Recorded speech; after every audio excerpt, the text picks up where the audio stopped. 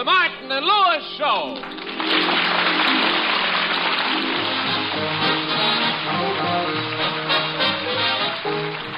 The National Broadcasting Company brings you transcribed from Hollywood, the Martin and Lewis Show, featuring Flo McMichael, Sheldon Leonard, Ben Alexander, Dick Stabile and his orchestra, and starring Dean Martin and Jerry Lewis.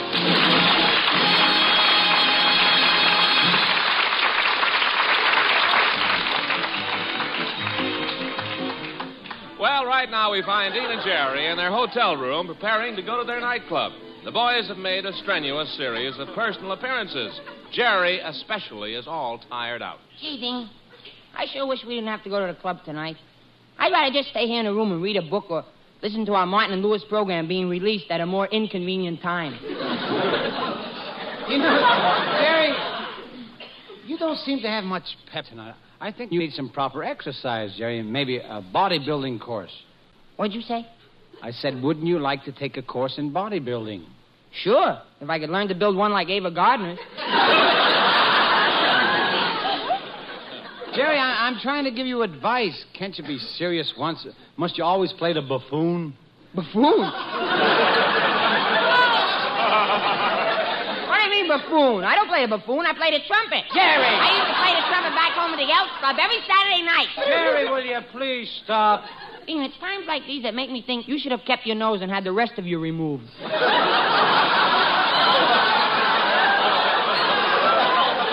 Jerry, now, how can you talk to me like that? You know, it hurts me when you say things about my physical appearance. I'm sorry, Dean. I didn't mean it. As a matter of fact, I was just going to say how good you look in that suit. Well, thanks, Jerry. Of course, clothes make the man. After all, what would a man be without clothes? Naked. Oh, come on. Get your coat and let's go. All right. I wonder if I need my raincoat. Wait a minute. I'll pull up the window shade and see what the weather is like. Not bad, just a little drizzle. I think What's the matter? Look across the court in that window there. See? There's a hand with a gun in it. Yeah, and it's aimed right at the guy's back. Oh, he did it! Look, they pulled down the shade, Jerry. This is awful. Call the manager. Yeah, we ought to insist on another room immediately. No, we've got to report the murder. Why don't we call the police? The managers like to know these things first. Oh, I see. That gives them a chance to move the body to another hotel. Look, if you're not going to call, I'll do it. Don't get excited, Dean. Keep calm. The main thing is keep calm. Oh, quiet, Jerry. Relax. Get your mind off of it. Think of a pretty girl. You know, that must be room 607 across from us. They don't seem to answer. Come on, Jerry. Let's go down to the manager's office. Jerry? Jerry, what's that strange look on your face? Ah, Dean, you spoiled everything. I was just thinking of a pretty girl, and I almost had a friend for you. Have you forgotten that we've got to report a murder? Now, let's go to the elevator. Gee, these thick hotel carpets are noisy. Now, look, Jerry, don't open your mouth about this murder until we see the manager.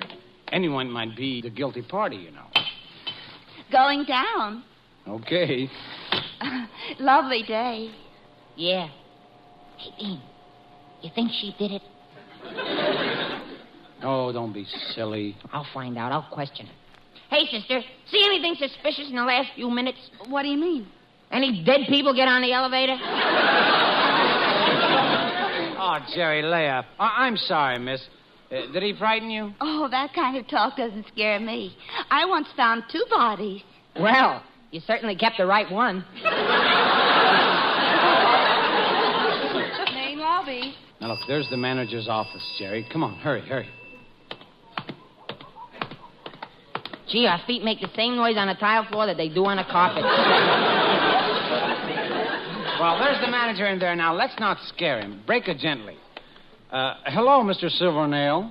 Well, how do you do, gentlemen? My, you both look upset.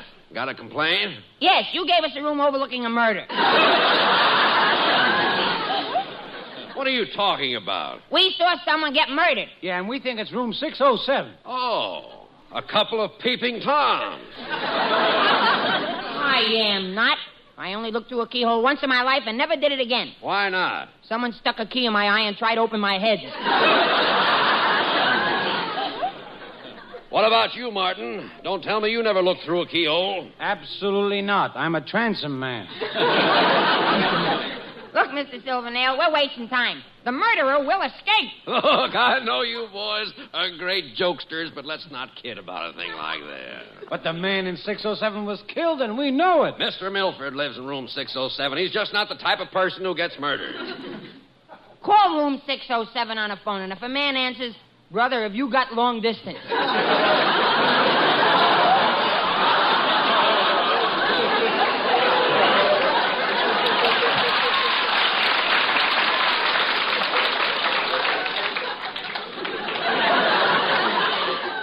Listen, I don't have time for this nonsense. I'm a busy man. Good day. Good day. Good day. Ah, come on, Jerry. No use talking to him. You'll be sorry. Next time we see a man get murdered here, we won't tell you, and he'll just lay there running up a big bill. Ah, don't argue, Jerry. We'll just have to call the police. That's what we should have done first. Here, I'll use this phone in the lobby. Hello, operator. I want to report a murder to the police. Police Department, Homicide, Sergeant Douglas. Listen, Sergeant, my name is Jerry Lewis.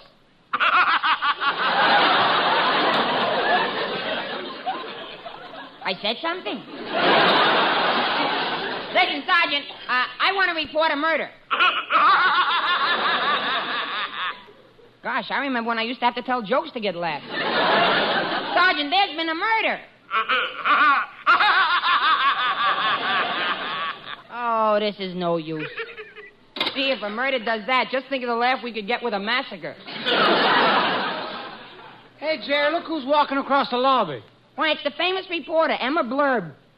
Say, Dean, she could help us. She must know all the police reporters. Oh, that's right. Miss Blurb. Well, Jerry Lewis, Dean, Martin.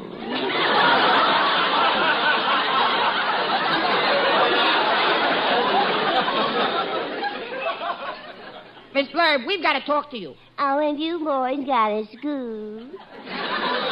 Someone has been murdered. Oh, a double scoop. Miss Blurb, we don't know who the victim is, but we certainly saw him murdered. Murdered in cold blood. We didn't take the temperature. We've got to get the police over here, but they won't listen to us. We thought perhaps you could call a police reporter and... Oh, I'm sorry. I don't report murders unless the victims are being sued for divorce. You mean you won't help us? Well, perhaps I will. If I'm nice to you, maybe someday if you're having a baby, you'll tell me first. If I'm ever having a baby, I think I should tell my wife first.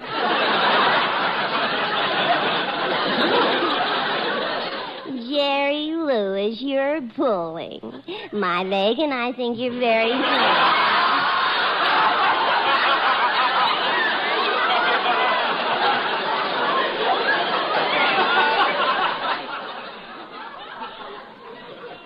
Miss Blurb, what about the murder?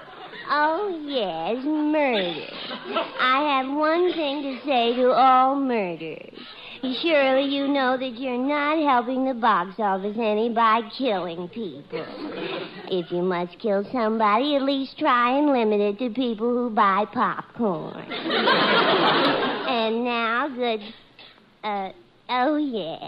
night.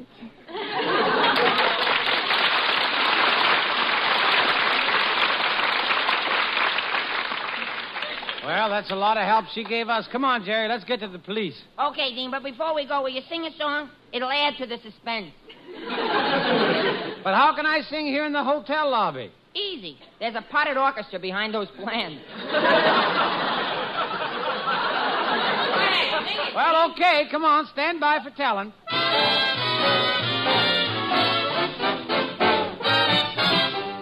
Everywhere you go, sunshine follows you. Everywhere you go, skies are always blue.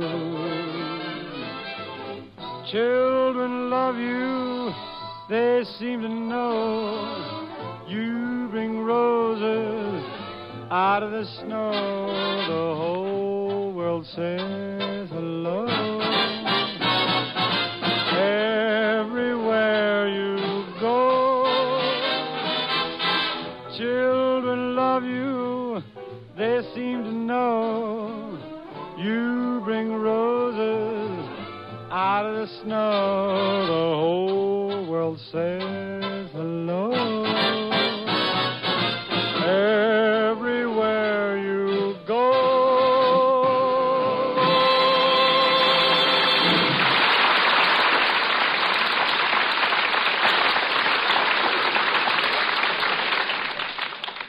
Come on, Dean, let's go to the police station. Jerry, maybe we'd better forget about the whole thing. Forget that we've seen a murder committed? Dean, what are you saying? I couldn't forget the whole thing. What would my scoutmaster say? Jerry, are you still a Boy Scout? Yes, and don't forget, a Boy Scout is loyal. A Boy Scout is truthful. A Boy Scout is trustworthy. And next week I'm joining the Girl Scouts. Joining the Girl Scouts? Why? A Boy Scout also likes to have fun.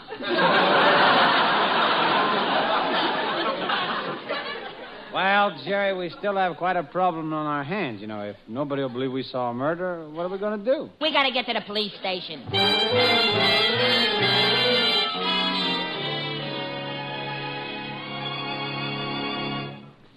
Oh, this being in a police station makes me kind of nervous.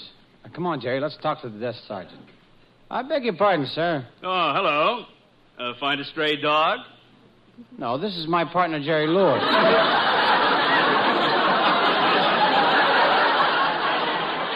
Well, I suppose it's all right then. Sure, it's all right. I got a license. Look, Mr. Policeman, we just saw a murder committed. Yeah, over at the Plaza Hotel, and it was terrible. Blood all over the place, hollering and screaming. Oh, it was terrible, wasn't it, Jerry? Yeah, it was murder. Look, I know all about you guys. They called me from the hotel. You're just troublemakers, and I don't want to hear anything. Oh, troublemakers? Yeah. Hey, Charlie, throw these troublemakers out. Okay, Joey boys. Here we go. Upsy daisy. Hey, hold on there. You...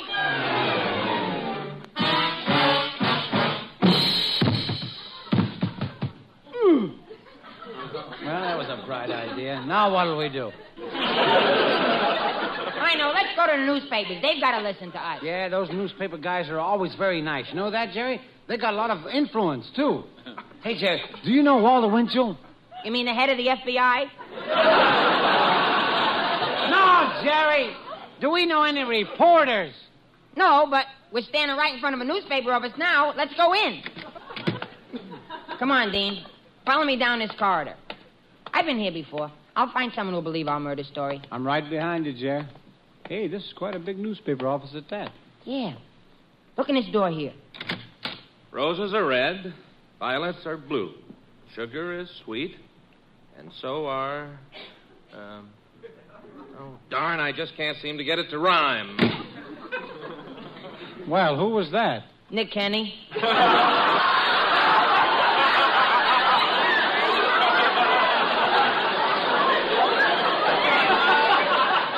Hey, look, Jerry, there's another door. Let's look and see who's working in there. Sure. Let's see who's in there. Oh, excuse us, Mr. Pegler.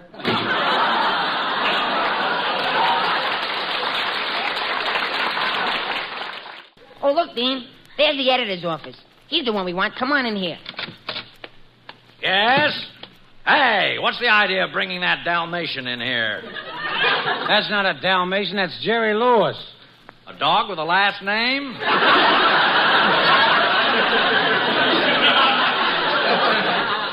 No, you don't quite understand. I'm Jerry Lewis.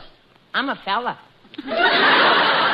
You see, Mr. Editor, we live over at the Plaza Hotel, and we saw a murder. Oh, I know all about it. And I know all about you, too. Hey, Murphy, throw these two bums out of here. Okay, boss. Come on, kiddies. Dowdy's gonna kiss you goodbye.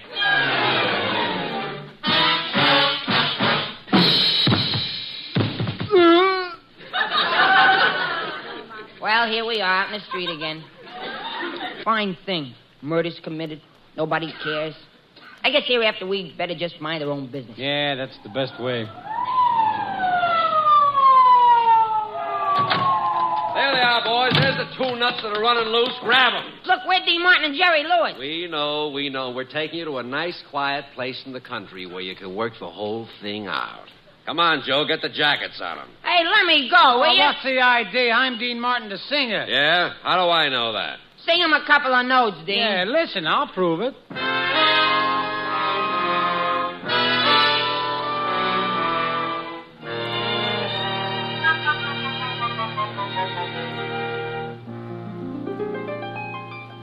Georgia,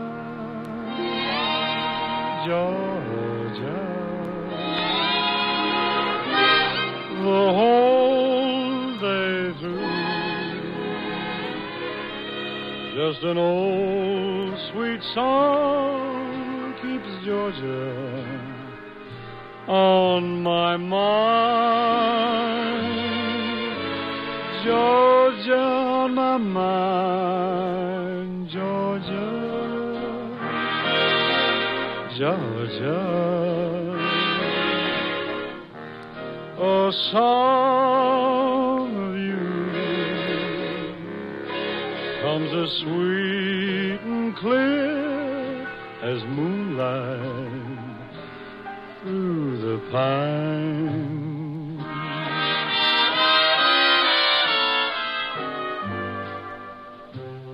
Other arms reach out to me, other eyes smile tenderly, still in peaceful dreams I see the road leads back to you, Georgia, Georgia. No peace I find,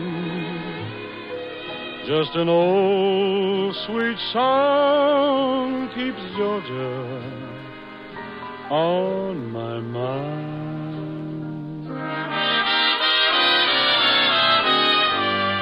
Other arms reach out to me, other eyes smile tenderly, still in peaceful dreams I see the road leads back to you, Georgia, Georgia. No peace I find, just an old sweet song keeps Georgia on my mind.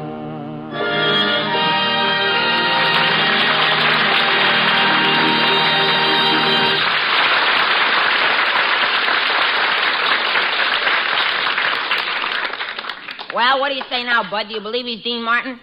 You convinced now? No, you're not Dean Martin. You're Bing Crosby. Come on, into the car, boys. But where are you taking us? Oh, don't worry. You'll like it there. You'll meet a lot of your old friends. Old friend? Who? Oh, like Napoleon? Napoleon? But he's been dead so long he'll never remember me. I'll introduce you. Now, come on, get in the car.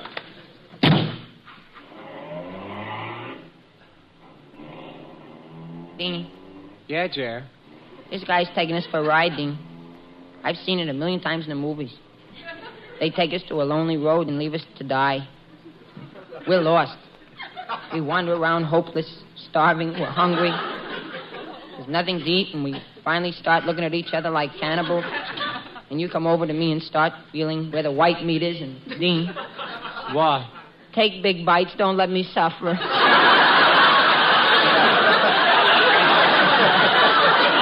Stop it, Jer. Okay, boys, here we are. Hey, Jerry, look at the sign on the gate. Dr. Heimer's Sanitarium. Sanatorium. A sanitarium? A sanatorium? A serotoninum? Oh. Why are they taking us here? We've always been sanitary.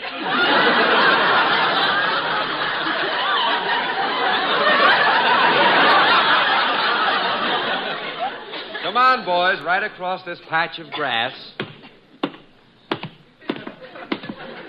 Gee, wooden grass.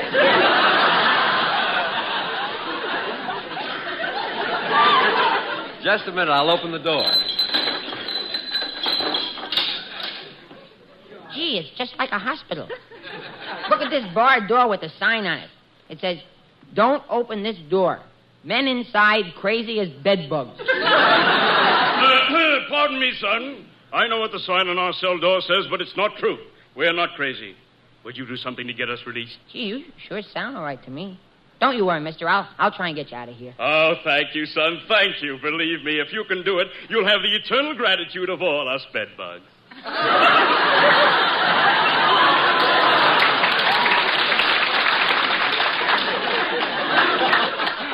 Dean, I'm really getting nervous. Let's get out of here. Yeah, maybe we can sneak through this door.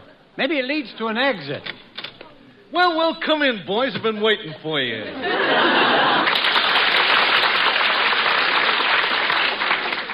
Sophie, what are you doing in a plate? Sophie! Do it again. So how's the family?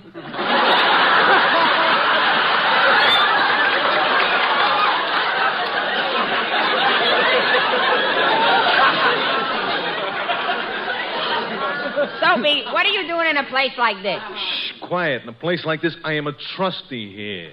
I am in charge of the petty cash. Sophie, they trust you with their money? Yeah, and they think I'm crazy. Isn't that silly? Now, how could I be crazy? Just look at me. I'm handsome. I'm suave. Curly hair. 940 miles tall. 4 feet wide. 940 miles tall and 4 feet wide. Yeah, I was born on a train between New York and Chicago.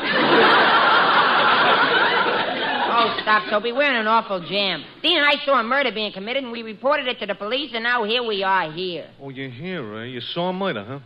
Well, I'll tell you, you'll be all right. The only trouble with you is that you have got a neurosis. Yeah, I know. I traded in my old roses. There's a gag for you. See, you said I have neurosis, which is a sickness, see? But when you said new roses, I said I traded in for my old roses. It's all a form of a gag. It's just funny because the words sounded alike, and look how he's staring at me. Now, Sophie, tell us, what's the real reason that you're here? Well, I'm learning a business, you know. I may open up a place of my own. Well, where will you get the customers? Why, all of my friends will come. Oh, you haven't got any friends who belong in a place like this? Haven't I? I certainly do. Certainly do. I got... One of them is in the third cell down the hall now. Guy thinks he's an airplane. Hey, look, here he comes now.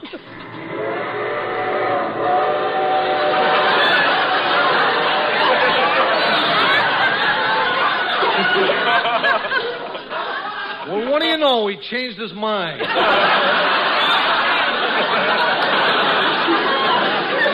Hey, look, fellas, I'll tell you, I'll see if I can get you. I'll see if I can get you out of here. But first, let's see if we can convince the doctor that you are sane, eh? Come on. Oh, come in, gentlemen. Come in. Oh, you'll have to excuse me, but I feel terrible. Bad news, very bad news. I lost my uncle in the East. He stepped down to get into a Hudson. What about it? It was the Hudson River. Hey, Soapy, isn't this guy slightly nuts himself? Well, I'll tell you, I wouldn't be surprised. He's got a good reason. You know, once when he was operating on a patient, and after he sewed him up, found out that he left his telephone inside. Hey, that's terrible. That's what drove him out of his mind, eh? Oh, yeah, naturally. They were phoning him from Hollywood calling. All right, now, we'll give you the word association test. Just say the first word that pops into your head. Ready now? Table. Girl. Carpet. Girl. Chair. Girl. This little schnook is really nuts. He thinks he's Errol Flynn.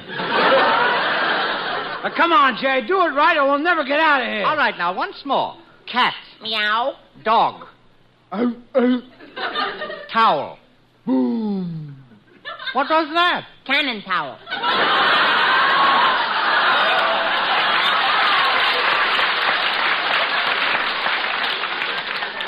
Well, the word association test is no good. Come here, I'm going to tap your head with this little hammer. First in front.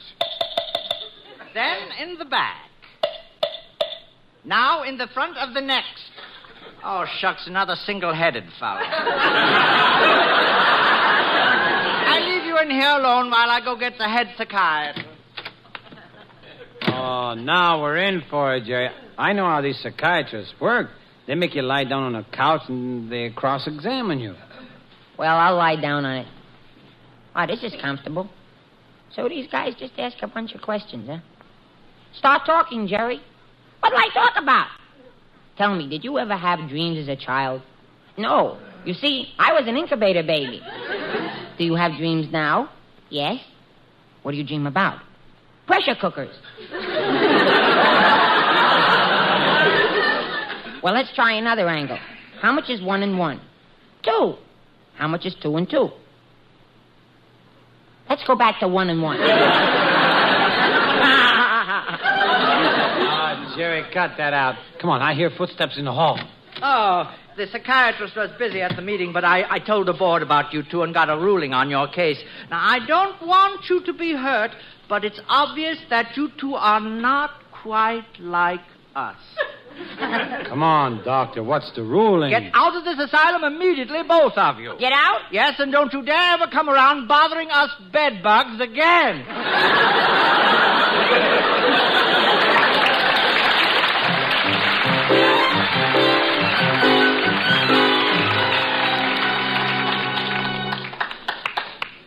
Jerry, our hotel room never looked so good before.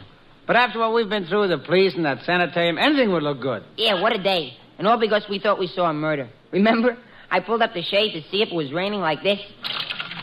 And I happened to look across the court and... What's the matter, Jerry? Look, a guy with a gun. He's repeating the murder for the West Coast.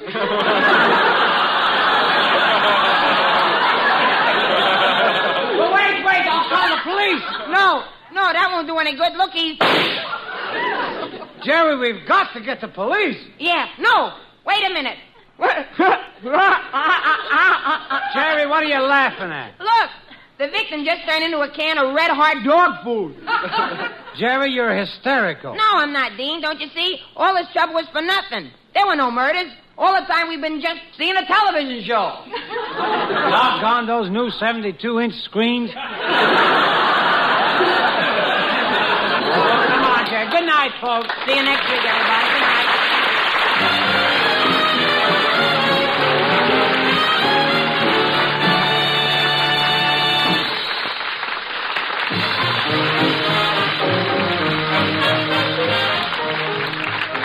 Martin Lewis Show, transcribed in Hollywood, is produced by Robert L. Redd and written by Charlie Isaacs and Jack Douglas. This has been another in the series of stellar comedy programs sent your way every day by the National Broadcasting Company. Always tuned to NBC for the best in comedy, drama, music, news, adventure, and mystery. It's all yours for the listening on NBC.